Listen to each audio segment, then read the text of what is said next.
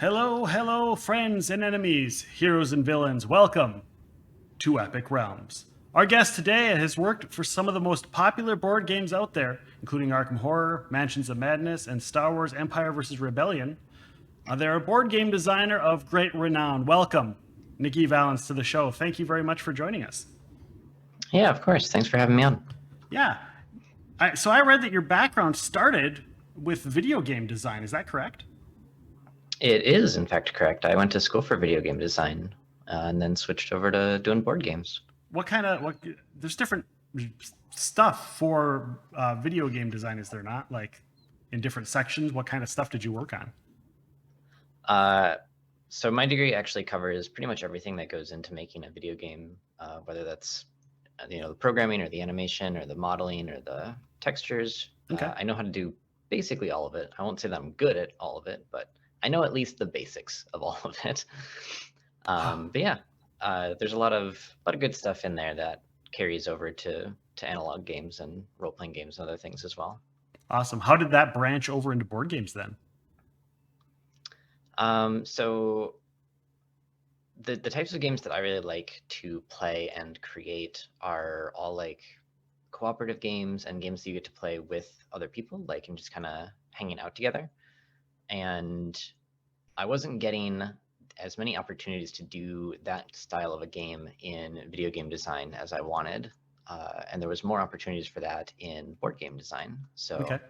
I decided to kind of jump into a different media and create something that I could, play with people around a table in person with. Yeah. Did you enjoy playing anything specific? Getting into that? Was there something that just really was like, this is a game, I really want to do this because of, this game or that game? There wasn't like any specific game, like board game that I was playing that I wanted to make something like that. Okay. It was more of just kind of the overall experience of being able to hang out with your friends, your family, or whoever else and be able to play the game together and have that more social experience, Yeah. as opposed to the sort of single player experiences that you get with a lot of video games, especially a lot of the video games that were coming out at the time that I switched over. Right. I saw that there was a interview that you had done that said that you had started kind of professionally doing board games in 2013. Was that right? Yeah, that's when I started at FFG. Okay. How long did you work there over at Fantasy Flight? Just over 5 years. Yeah, that would be about right. Just Okay. over 5 years. Okay. So we've had a handful of other, game company people here, whether they're designers or owners, but a lot of them aren't the size and scope of a place like Fantasy Flight. So what kind of things, was there a lot of like having to jump through hoops to get 30,000 people to check off on things, or what was kind of their process over there?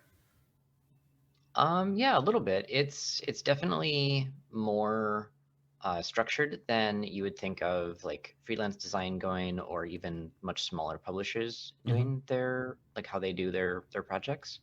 A lot of the vast majority of the projects that I worked on at FFG were sort of, somebody high above me that was making decisions decided like what games were going to get made, and then would sort of just assign people to them. So there wasn't actually that many opportunities for me to sort of pitch my own games or decide like what I wanted to work on, beyond maybe deciding between like one or two projects, or like, sorry, two or three projects that I could potentially work on in the near future, and then just picking one that's like, I think that one makes the most sense for me to do. Right. So a lot of the games that I did were more of, projects that just kind of came down the pipeline and then I worked on them, as opposed to games that I came up with the concepts for them and then pitched them.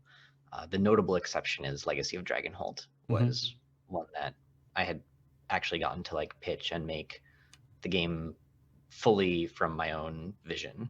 Nice. And that one through Fantasy Flight?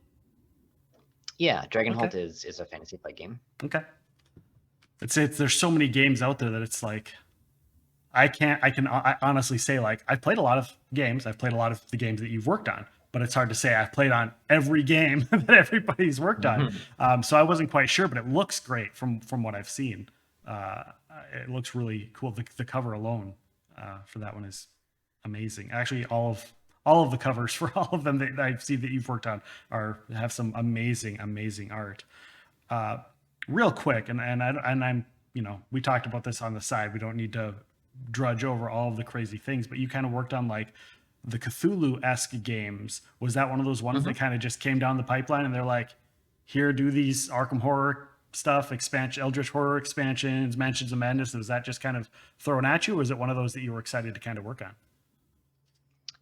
It's definitely one of FFG's like perennial IPs. Mm-hmm. So, they're constantly making these games. When I first started, Eldritch, like the very early concepting stuff of what Eldritch Horror would be kind of already existed. So when I started at FFG, they kind of just assigned me to that Okay. and went, okay, here, work with this.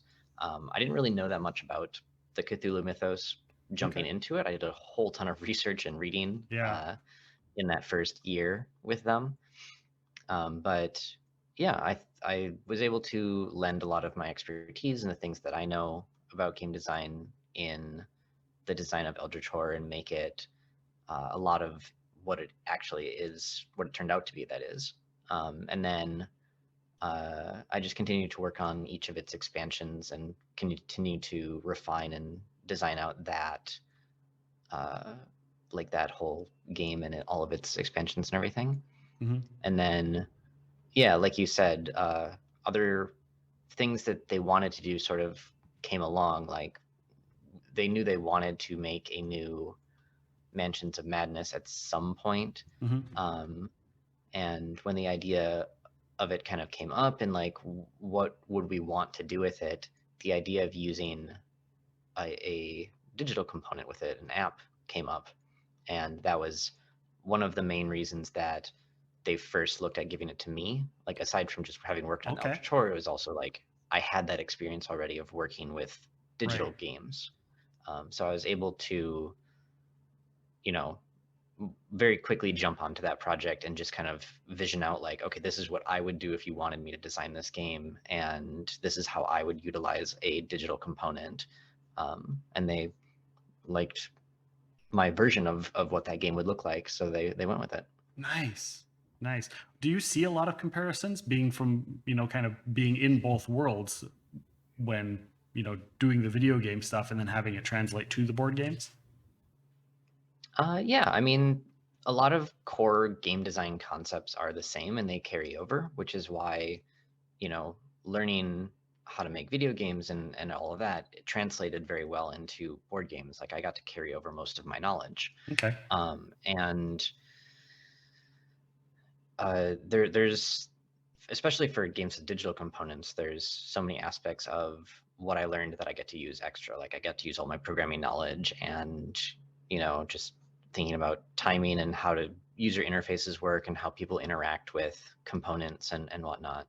I'm very big on having the user interface of a game be very accessible and intuitive. Okay. And that carries into the analog, I think, a lot more than most people would assume it does. So, in the same way that I would want someone to be able to understand the controls and the UI they're seeing in a video game very Right. quickly, I want people to understand the tokens and the board and the cards and like how they're physically manipulating the components of a game Yeah. intuitively. That's a great comparison. When you are going through and doing those, do you find that you try to make the games the ones that you do for yourself, because you do freelance stuff now, Mhm. do you find that you want to do more games where it's like co-op or people playing against each other, or everybody's by themselves and they're trying to get the most points? Is there a certain type of game that you kind of lean into more than others?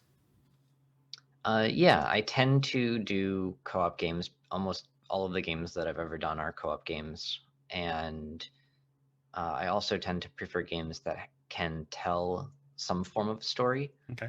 Usually, those are character-based stories. If they're things that I have the most creative control over. So if you think of like, I guess you haven't played Dragonholt, but Dragonholt is a very narrative heavy game. It's Okay. sort of I took a lot of things I learned from video game design, as well as a love of game books, like, choose your own adventure Yeah. style of books, Yeah. and sort of combined those two, experiences that I have to create something that feels very intuitive when you're playing, that you feel like you're a part of the game, you feel like your choices actually matter and they affect the world around you, Hmm. as opposed to, just making choices that affect you as a character but not the rest of the game world. I wanted it to feel like you're a part of that actual world. Okay. So that was a big thing that I focused on in Dragonhold, for instance. Do you get turned away from games that don't necessarily fit that? Like if somebody comes up to you, say a company says, "Hey, I want you to work on this game we have," and it's not that kind of a game. Are you the kind of person who'll say like, "Yeah, not interested," or is it more of, "Yeah, I'll give it a shot"?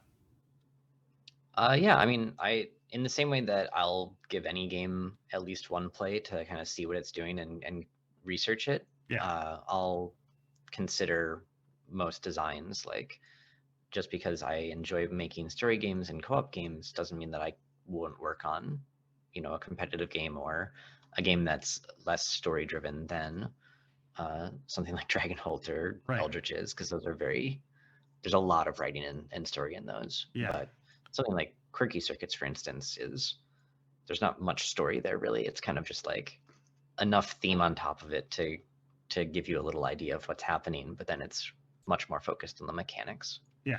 Well, let's talk about Quirky Circuits, because that's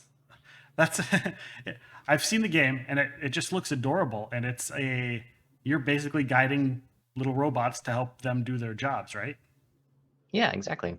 It started out with, so I really like programming games, like action programming games, and something that bothered me is I didn't feel like I had access to a good, like friendly cooperative Yeah. um, programming game. Hmm. So I decided to just kind of set out and be like, what would it look like if I made one of those? Right.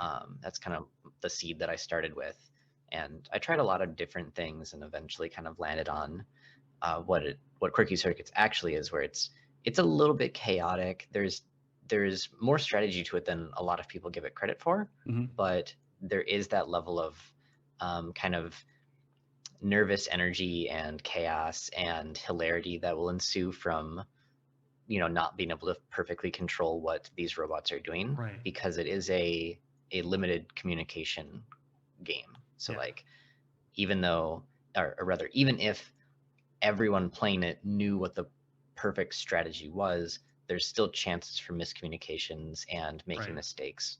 And uh, even in a group that's like really well experienced playing the game, those moments of like making mistakes and having something go completely wrong is part of the fun of the game. Like, it's just kind of interesting to see kind of what happens whether you're succeeding or failing in that game. Right. It's for those that might not have played it or don't know it, but do play a lot of board games. If you've ever played Robo Rally, it's really similar to that, right? Except for Mhm. everybody doesn't get their own, and I could be wrong, but from what I understand, everybody doesn't get their own robot. Everybody has the same robot, and they're all working for the same robot, right? It's on Yeah, the board. exactly. So, uh, yeah, it's Roborelli was one of the inspirations for it.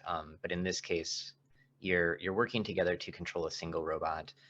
You essentially, each player has a hand of cards that are just really basic actions like turning right or turning left or moving forward a little bit, and everyone's kind of taking turns putting cards into a queue of like these different actions that are going to occur.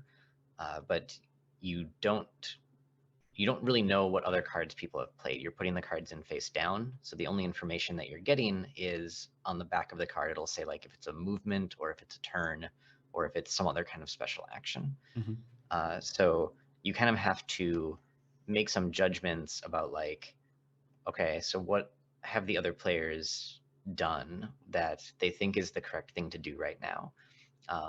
And sometimes the best play isn't available to you because you might not have the cards that you need, or the cards that you do need might be locked in someone's hand and they're not able to play them at that specific moment for whatever reason. Right. So you have to sort of work around and figure out what the best strategies with your given cards are, and you have to be able to tell without communicating with the other players when they're changing the immediate goal or the immediate strategy that you're going for, uh, to move on to like the next best option, essentially. Yeah.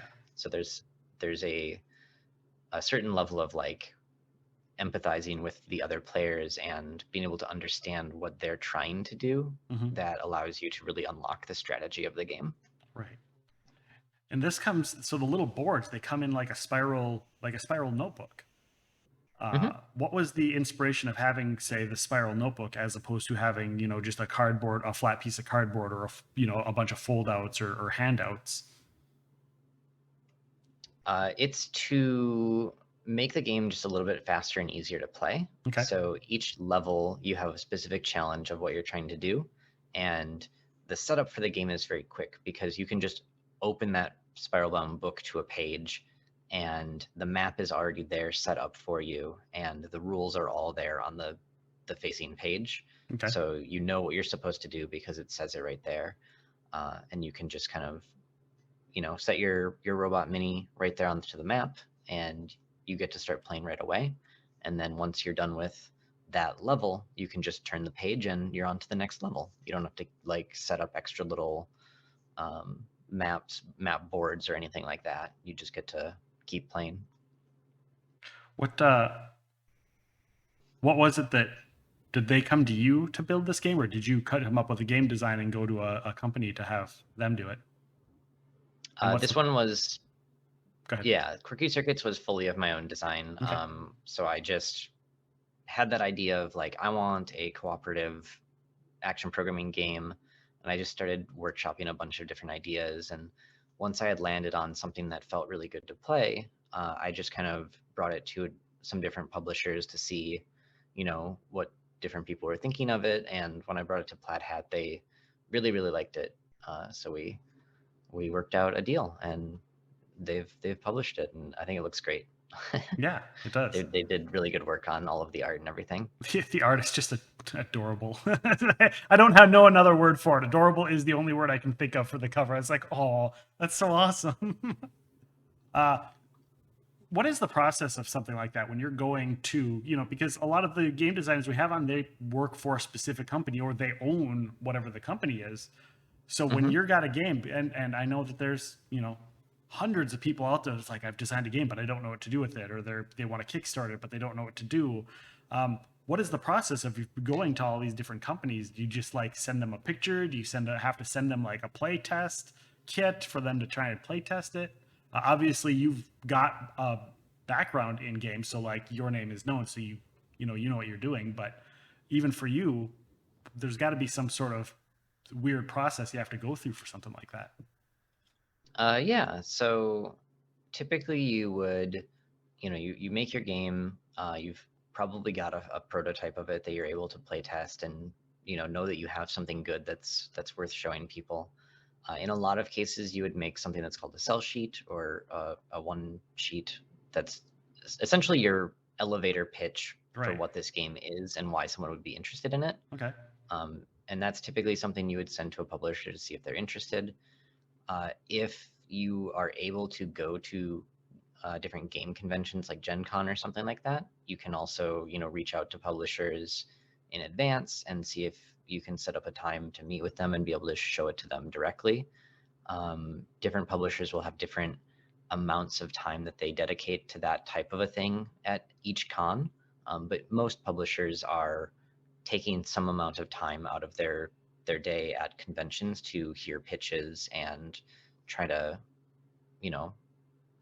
sign on some new games.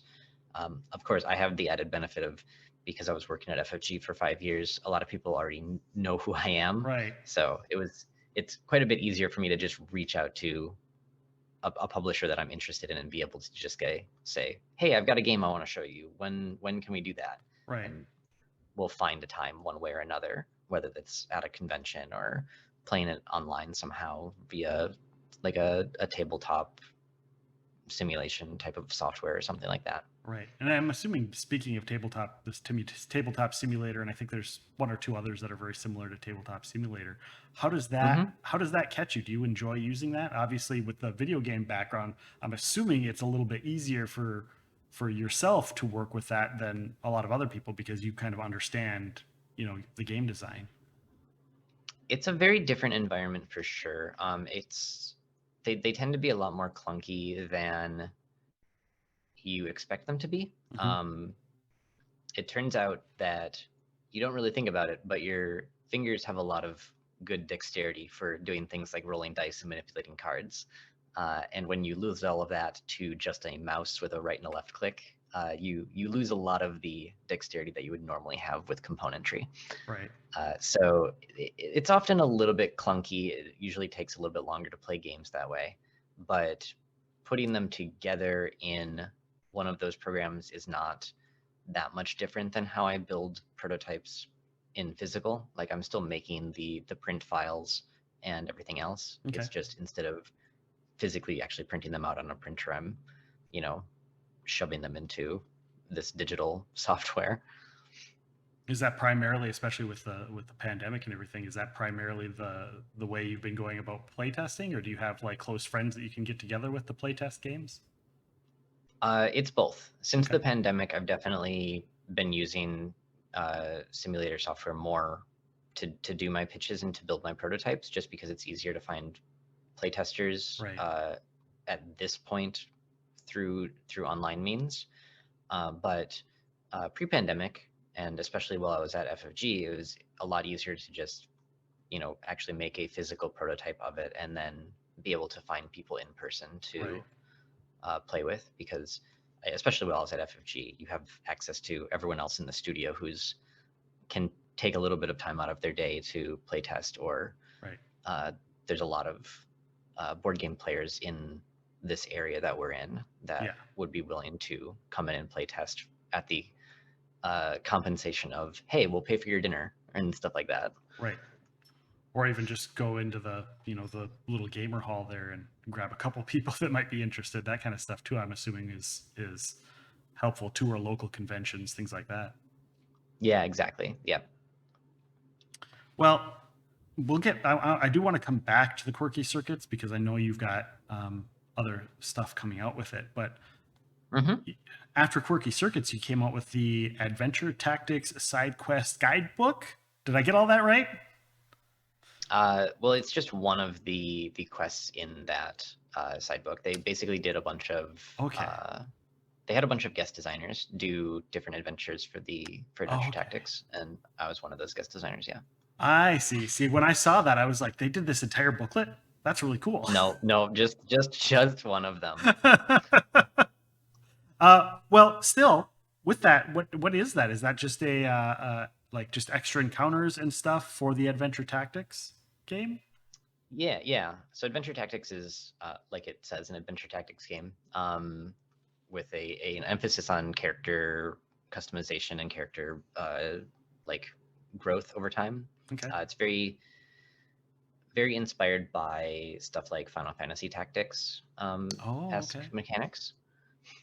So I've been in contact with them and I've done playtesting with them, and they've playtested my games and stuff before. So when they were looking for guest designers to just kind of make some extra content for Kickstarter and whatnot, they reached out to me to see if I wanted to make a scenario for them, and I put one together to see what they thought, and they liked it. So there it is.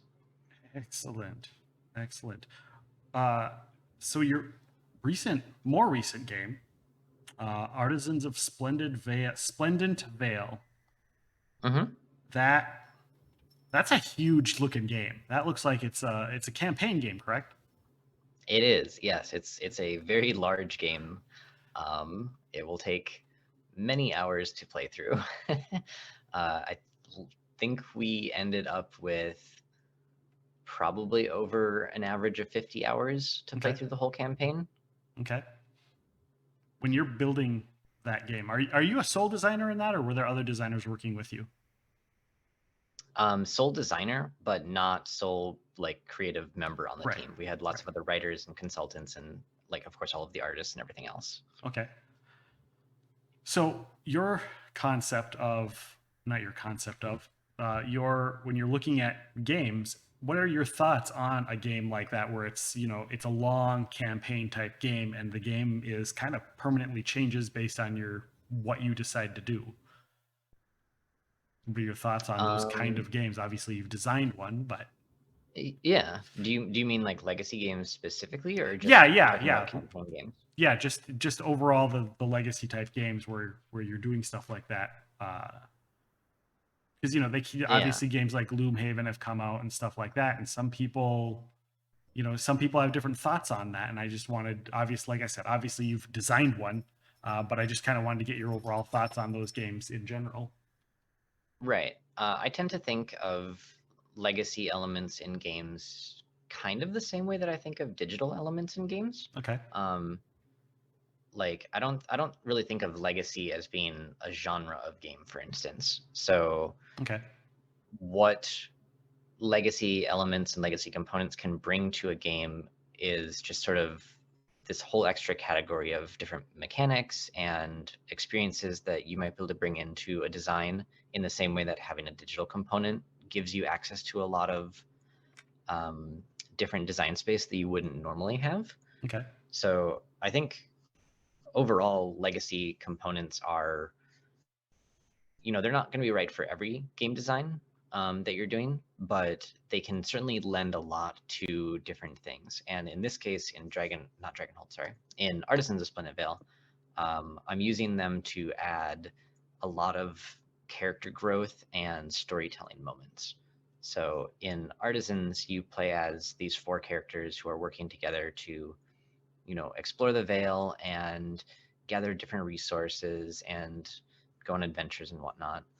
And the legacy elements to them are things like permanently enhancing your characters through gaining new skills, but also through finding or creating for yourself new armor and clothing and other accessories and things.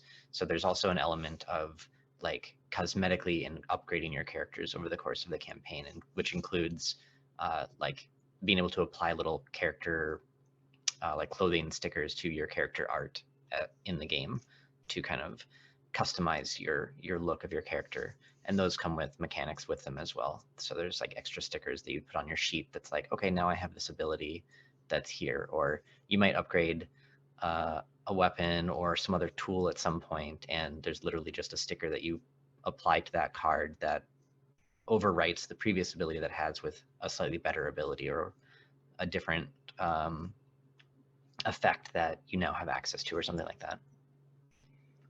How detailed are the characters and the characters' individual stories in there? Very detailed.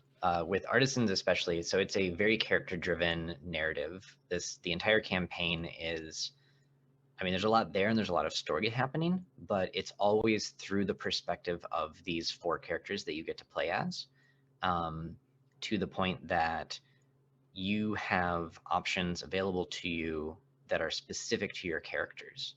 So where Dragonholt is like a choose your own adventure, but enhanced by everything we've learned since Choose Your Own Adventures first came out. Yeah. Um, Artisans is everything I learned from Dragonholt plus a bunch of other like character storytelling moments that I've figured out over the course of the rest of my career.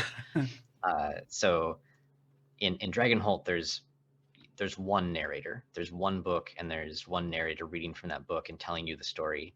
In Artisans, every character has a book. Okay. So you and me playing the game together, I have my book and you have yours, and we'll read some of the story together, but we'll also individually have unique text within our books that only I would be able to see in my book, or that only you would be able to see in your book, and that includes options that are available to you that aren't available to anyone else, as well as like even complete side conversations and mini adventures between two characters or between a character and any given one of the others, or that you might go on your own even. Okay. So there's a lot of really exploring who these characters are and how they see the world, and being able to explore that world through their perspective. And exploring the world, I saw that it's got a very good sandbox element to it. Is that accurate? Yeah, it's kind of got an open world thing going on in that there's a map of the actual veil that you have, and as you are going on these adventures, or you're interacting with different things in the city, you'll unlock new places that you can go and explore, and you actually write those in on the map. It'll say like, Okay. oh, now we can go to the Karimi Library, and it's at you know C4 on the map or whatever it is, and you like find that spot on the map and you like write in the name of it and any other information that you need. So you can actually at the beginning of it, you kind of have this big open map of the Vale that is like ready to be explored, and by the end of the campaign, you've written in all of these different locations all over that map that you've gone to, and you have this whole big long adventure log record of everything that you've done and what you've found together. So I have a question for you about that and about the characters. So when you can go, to a handful of different places, and there are so many different characters that you have, is there, if say you're on game 3, get a bunch of friends together, you're on game 3, and one person can't make it, can they continue playing the game with a missing player, or do they have to hold off? It is possible to play without that player for that moment. It's not really like written into part of the rules, but like Right. you would be able to play without a character for one of the sessions. In fact, so it's a cooperative game, but it plays 2 to 4. Okay. So there's 4 characters at max, but you can play the game through the entire campaign with just 2 of them if you only had 2 players. All right. And the game's story is able to sort of meld around who is in the story with you and who isn't. So it knows, like, it'll ask you in a lot of cases, like, is someone playing this character, and if so, like, they have these options, or if no one's playing that character, then like you might unlock something else. So for instance, if you're playing through a campaign and Javi the artificer isn't being played by anybody, Javi effectively becomes like an NPC within that campaign, Okay. and you as the players can still interact with this NPC version of Javi, and he might be able to craft items for you or other things or give you more information. But when you go out and do an actual adventure, you're kind of doing that without that version of Javi. Okay. But he's still a part of the story and still a part of the world. Okay. Well, that's great. I that was one thing that about those games that always, games that are, continual like that always bothered me, was like, oh, somebody can't make it. Well, guess we're canceling for the entire night. And so Yeah, that's it's always like, oh, that's a bummer. it's definitely a hard point of campaign games, Hmm. especially story-driven ones, of needing to keep the same group together for the whole way through. Right. It's certainly a challenge. What is the replayability of this game? Is it one of those ones where you have to buy an entire brand new game, or are there just components you could repurchase? So we actually have a recharge kit for artisans, because it is, got the stickers and other components that kind of get destroyed over the course of play. We wanted people to be able to replay it without having to buy a whole extra copy of the game, because Right. it's a pretty big game. There's a lot in there. Each of those character books is close to 400 pages, if not more than 400 pages. So there's a lot in here. But the recharge kit itself is only $15, so it just contains all of the components that will have or could have been permanently changed over the course of the campaign. Okay. And you can just buy a recharge kit. You can slot in those components, replacing the ones that were changed or damaged, and you can essentially replay the entire campaign from the beginning if you want to. Um, and there's definitely a lot to see in the Veil. Like you're not going to see everything on just a single pass through it, Great. even just because what characters you play and what characters you don't play changes the story.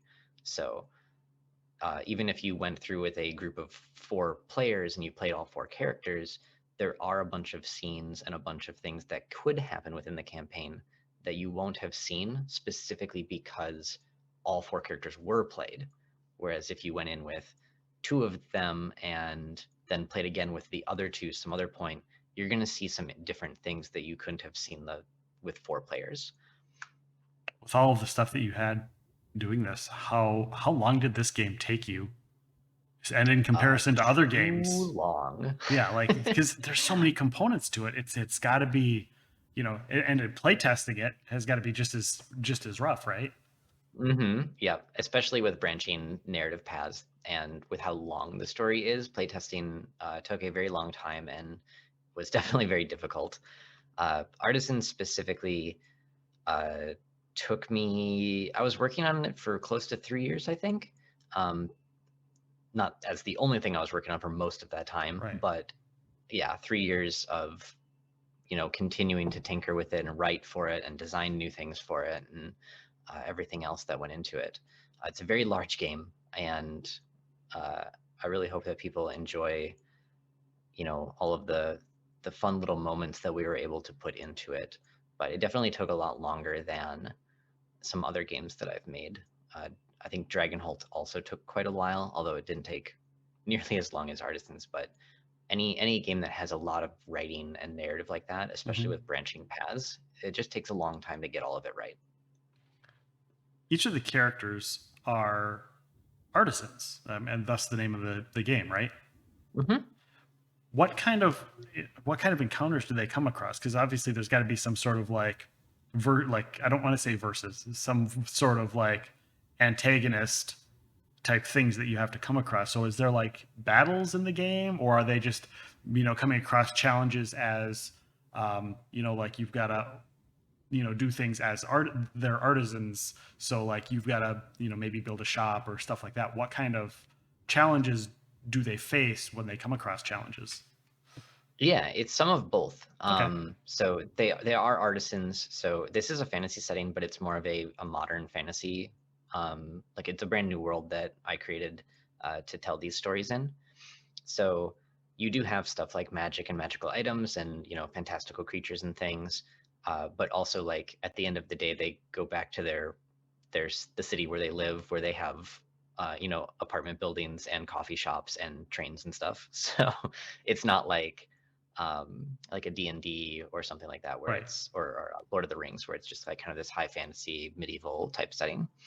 But yeah, as artisans, they have their own careers and the things that they are creating for their communities, and you get to tell those stories as part of the game as well. But most of the adventures, when you're out in the Vale and exploring different things, a lot of those will incorporate sort of tactical grid-based combat scenarios, or at least action scenarios. They're not Okay. necessarily all combat. They're in some cases like chase scenes or trying to escape crumbling buildings or other things like that. But yeah, there are some antagonists out in the Vale. The story does include uh, some themes of like you know people coming in and sort of invading the area and trying. You kind of have to figure out how to deal with this.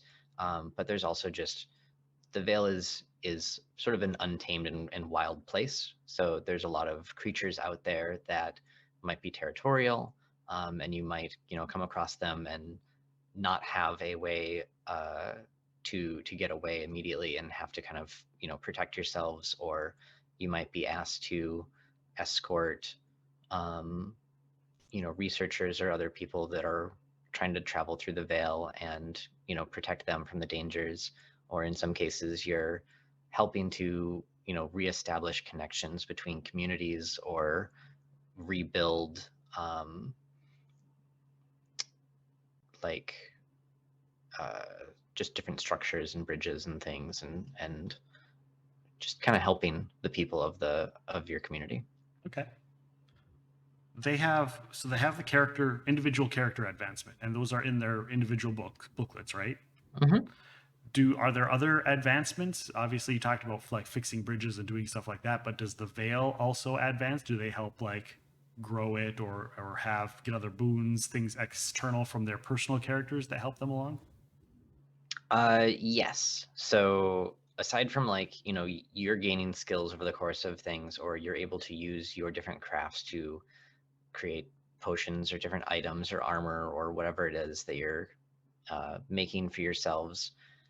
You're also so there's this whole system in it called interludes that are sort of the smaller stories, the smaller personal stories that happen in between your adventures.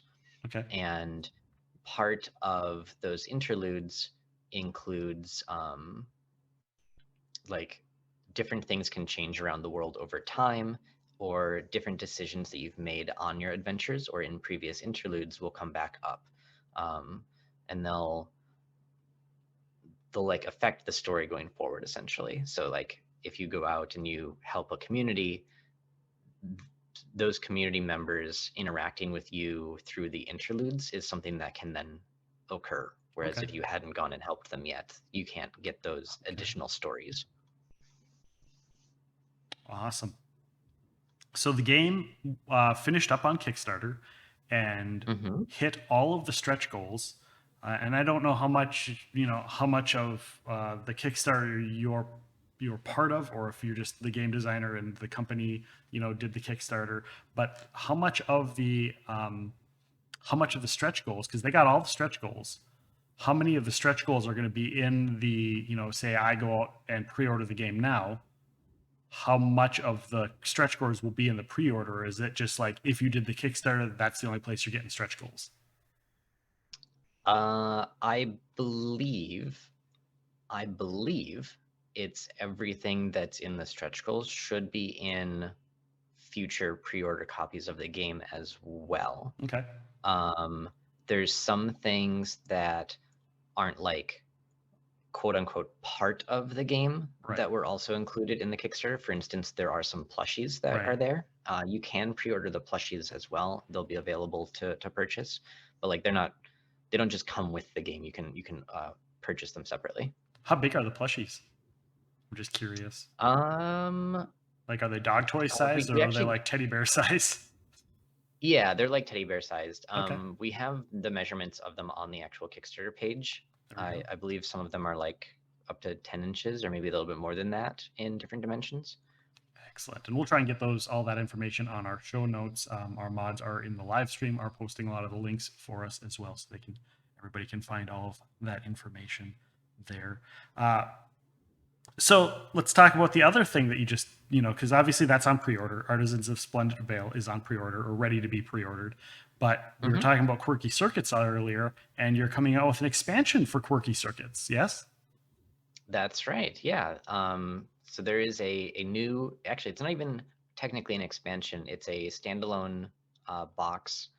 It's called Penny and Gizmo's Snow Day, and it is a smaller box than the original one was. Okay. So it's only $20. So it's nice and easy to be able to pick up. It's all new content, so there's no overlap at all Oh, with okay. the original game. And you don't need to own the original game to pick this up. It is standalone, so you can just pick this up as the first entry point into Quirky Circuits if you've never um, gotten to play it or purchase it before. And it is, yeah, it's available for pre-order now, and it's also going to be available in Barnes and Noble very shortly. For anyone that's watching this beyond the release date of the podcast, yeah, it's already in stores. Okay. What is kind of the difference between the two? Like, obviously, why if somebody had the first one, what would get them to go, hey, I should get the second one, as opposed to saying, I've got the first one, I don't need the second one. Yeah, it's all brand new content. So if you enjoyed either of them, picking up the other is going to let you just play the game more. But also, Penny in this box is a new robot that didn't appear in the original game. Okay. So all of her levels, all of the challenges that she brings to it are completely new, and you won't have seen them before. Gizmo is the same Gizmo that appeared in the first game, but the levels are brand new. So if you enjoyed playing as Gizmo in the previous one, or if you enjoyed playing Gizmo in Snow Day, picking up the other one will give you even more levels for that robot to play as well. How many different robots are in the two games? So in Snow Day, there's just Penny and Gizmo Okay. because it's a much smaller box. Okay. And they each have 5 scenarios, and there's a lot of fun replay value of each of those scenarios. They're a little bit challenging, and of course, the farther into the game you get, the more challenging they become. Okay. But it's also just great replay value with like different teams of people playing, and it's a game that you can really get anyone, you know, to play it. It's a very low barrier to entry. So you can, play it with your kids, you can play it with your parents, you can play it with random friends that maybe don't play board games that often. I'm sure they'll like it.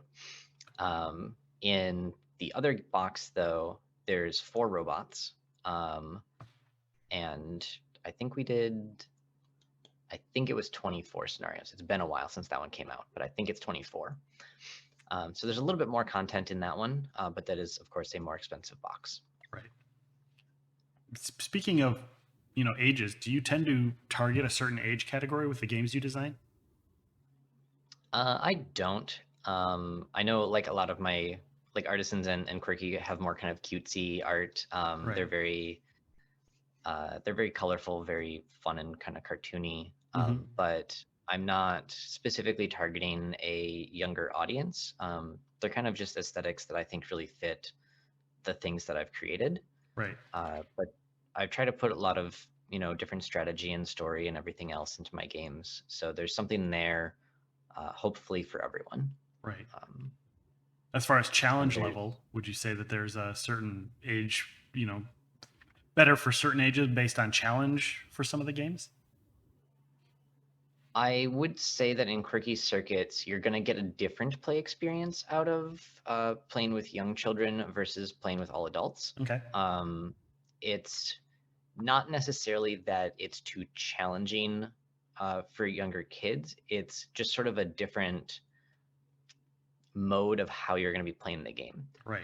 There's a lot of strategy in Quirky Circuits that's not immediately evident. And if you're playing with all adults, or you're playing with children who are able to kind of take the time and focus on that strategy and kind of like work through it, you're going to be able to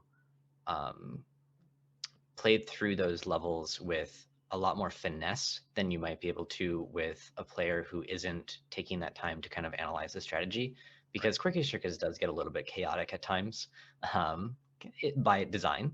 Right. So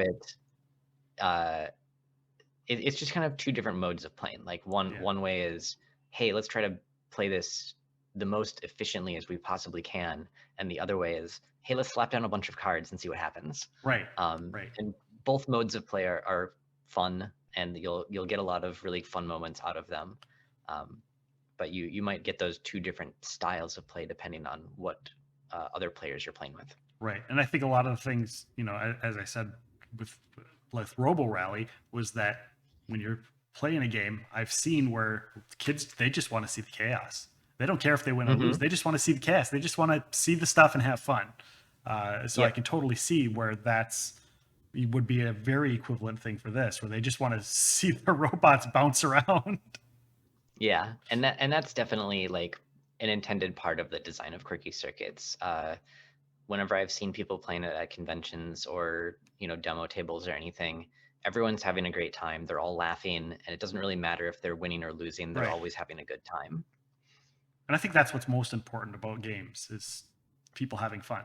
Like, as long if I can win all the time, but if I don't enjoy the game, winning's not necessarily the end all be all. That's just my opinion, but yeah, and I think that's kind of true of most players that like to play co-op games, and a lot of co-op game designs are that way, where whether you're winning or losing, the game still needs to be fun. So like, especially if you think some of my Cthulhu Mythos looking games like Eldritch Horror and Mansions and stuff, those are also about that story and that kind of building tension. And even when you lose, especially when you lose catastrophically, it's still a really fun experience. Right. And it's this story you got to share with your friends. And while beating it is certainly a very satisfying, like, yeah, we did that. Even when you lose, you still have a great experience for it. Right. Well, I want to switch gears. We talked earlier Mhm. about how you kind of started off in video games, and you're a Twitch streamer as well. And that's Yeah, how that very I lightly. I found you on Twitter probably a year or two ago as a game designer when I was going through going, what kind of guests can I have on? I really want to, because there's a lot of the same type of people. I could get the same people on all the time, but I really wanted to get a more broad spectrum of people on so I can kind of encompass everything. Epic Realms is all about the multiple realms and multiple personalities and multiple people and covering everything. And I ran across your page. It's like, man, this person's going to be perfect. And then I saw that you had a Twitch stream, and I was like, great. So I followed it, and then it's like, there's not a lot of stuff. And then all of a sudden, you just started popping up pretty regularly on Twitch, and I hopped in a couple times, and we got to chatting, and you're on fairly regularly now. What, once or twice a week now? Yeah, I usually do twice a week, and I'll sometimes pop in for extra streams here and there. What kind of content are you currently working on? So currently, I've been playing through Spirit Fair, which is a very lovely story game um, where you are sort of helping these spirits in the afterlife sort of move on and helping them kind of make peace with their lives and everything. It's very, very wholesome. It's really sweet, and it's got some beautiful animation and art. Uh, One of the key selling points that immediately got me interested is there's a unique hug animation for each different character in the game. Okay. So you can give a lot of really great hugs. That's awesome. It's very cute and very fun. Oh, that's But great. I've also been playing through Breath of the Wild lately, Hmm. Legend of Zelda Breath of the Wild. It's just one of my all-time favorite games. There's so much in there to explore and kind of just run around and do. So I've been having a lot of fun playing through that lately as well. But otherwise, I play a number of different games. I've tried out a couple of different story games that I'm going to be coming back to eventually. And I do occasionally play some of my prototypes on there as well. So for people that are following me and follow me on Twitter, you'll occasionally notice that I do stream some of the games that I'm working on. So you might get a nice sneak peek or something, or might get to even join me on stream and play test some of my games. Which is amazing and really cool. Are you finding Twitch to be a little bit more fun now that you've been doing it for a while, as opposed to when you first started? Yeah, for sure. When I first started, I was definitely very intimidated. I didn't really know, what I was doing. I was sort of just using it as an excuse to get myself to play video games a bit more because Yeah. I'd sort of fallen out of being able to do that. Yeah. But giving myself that kind of time to do that as let me see a number of different games that I probably wouldn't have otherwise been had the chance to play. And I've definitely, met a number of people that I'm really happy to have met and been able to play games with. Awesome. Are you planning on doing more multiplayer games? And I'm not talking like your board games and stuff, but I mean like video games that are like multiple people working together or against each other, depending. Is that a plan down the road at all? Yeah, absolutely. I'm actually hoping to sort of build up my viewership a bit and then be able to play more multiplayer games, Okay. potentially, pulling people out of the audience and being able to play co-op games with them. Okay. Awesome. Well, you are on Twitch. It's twitch.tv/balanced breakfast, like balanced, but with the letter V. Uh, Hmm. you are also on Twitter at Valens116. That's correct. Awesome. Do you have any other appearances, projects that we didn't cover that you have coming up, stuff you're working on that you can talk about? I know you mentioned you were like, there's some things, but I got to check to see what I can talk about. There's always stuff in the works, but as is the case with most game design things, most of it is under wraps until much closer to release. So I can't really talk about too many things. There are some of my personal games that like I haven't sold to a publisher or anything like that, and those are the ones that I am able to still play on Twitch or do more open play testing with. Okay. I don't have anything to say about them right now, but if you follow me on Twitch and Twitter, if anything that I do have to say about them, you'll be able to see that. Excellent. Do you, any upcoming appearances, other shows you're going to be on, podcasts, conventions, anything like that? Not that I can remember right now. I'm still laying low on conventions for Right. a little while here. I have been taking a break since the start of the pandemic, Right. and I'm still not feeling quite safe enough to venture out into a room filled with people. I totally understand that. I feel that. There have been a couple where I was like, God, I really want to go, but I really, nope, not going to. And most of Mhm. the guests have been like that, where they're like, nope, I'm sorry. And at the beginning of the when I, at the beginning of the pandemic, I was asking people this, and every time I'd ask, and as soon as I'd ask, I'm like, that's a dumb question. We're in the middle of a pandemic. But at least now it's a little bit more possible that you might be doing something. Of course, you'll be on Twitch, so Mhm. people can find you there. Well, I want to thank Exactly. you for joining us. It's been awesome, and I Yeah, appreciate of your time course. spent chatting with us about your games and about your thoughts on games in general. It's been pretty awesome. We will we'll stick around and we'll get to some of our live stream guest chats here in a minute. For those listening to the podcast, I want to let you know coming up in 2 weeks, March 21st, from Discovery Plus's Paranormal Night Shift, the host of Darkness Radio, Tim Dennis. He's been doing Darkness Radio for 16 years, and we will talk about his experiences and all things paranormal. So join us for that. March 26th, a little bit something different on our Twitch stream only. We're going to be doing our first GM's Game Masters workshop. We're going to have Ed Greenwood, Eric Scott DeBee, and Chris Jackson on to talk about game mastering, running games, maybe asking questions. We'll have a couple topics to talk about. So if you want to be a GM, you want to learn how to role play, anything like that, that'll be the stream for you to come in on. But that's going to be stream only. So you'll have to jump in on our Twitch and watch that live stream. We will likely get that up on YouTube down the road. April 4th, New York Times bestselling author Kirsten White will be joining us.